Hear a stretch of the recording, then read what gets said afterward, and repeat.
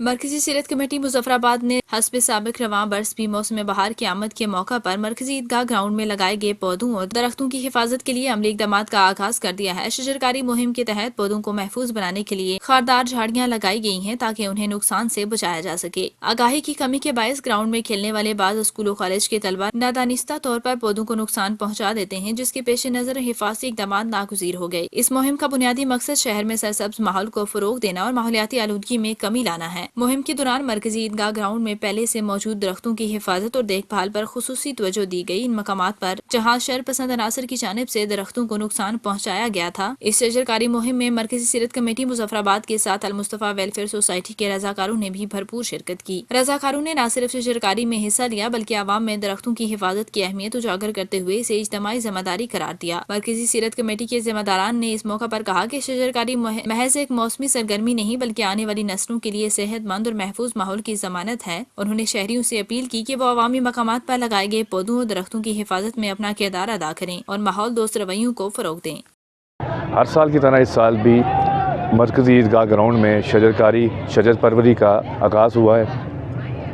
اور یہاں پر کیونکہ دیکھنے میں آ رہا ہے کہ جو پچھلے سال ہم نے درخت لگائے تھے،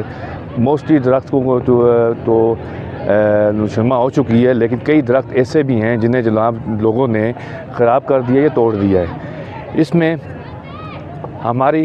ذمہ داری ہے، ہمارے محکموں کی ذمہ داری ہے، ہمارے اداروں کی یہ ذمہ داری ہے کہ جن اسکولوں کالجز میں بچے پڑھ رہے ہوتے ہیں، کیونکہ یہاں پر اگر آپ کبھی ملاحظہ کریں، کبھی آئیں تو دیکھیں تو یہاں پر تقریباً پورا دن بچوں کی تعداد یہاں پر بہت زیادہ ہوتی ہے۔ وہ کرکٹ میچ، وہ دیگر سرگرمیوں میں مصروف رہتے ہیں، لیکن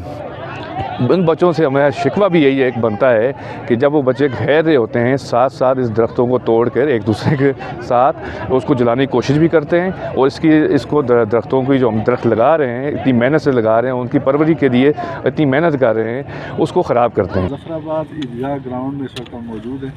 آپ دیکھ رہے ہیں کہ یہ شاید مظفرآباد میں واحد ایسی جگہ ہے جو مظفرآباد کے شہریوں کے لیے اور بچوں کے لیے کھیلنے کے لیے، شام کو فیملیز کے لیے باہر اس کا ساری چیزیں ارینج کی گئی ہیں، اور ان کے انوائرمنٹ کو بہتر کرنے کے لیے یہاں درخت لگائے گئے ہیں۔ لیکن بڑا انفارچونیٹ ہے کہ یہاں بچے، ظاہر ہے وہ ہمارے ہی ہیں، کوئی باہر سے نہیں آتے، وہ درختوں کو توڑ دیتے ہیں۔ اب اس سے ہمیں اندازہ ہوتا ہے کہ وہ لیک آف نالج ہے۔ یقیناً یہ بچے اسکول کالجز میں ہیں اور 15 20 سالوں سے مختلف اداروں میں پڑھ رہے ہیں۔ وہ ادارہ میرا بھی ہو سکتا ہے، آپ بھی ہو سکتا ہے، لیکن شاید اس طرح کی اویئرنیس سے ہم بالکل قاصر ہیں جو ان کو نہیں دے سکے، اس لیے وہ بچے ان درختوں کو توڑ دیتے ہیں۔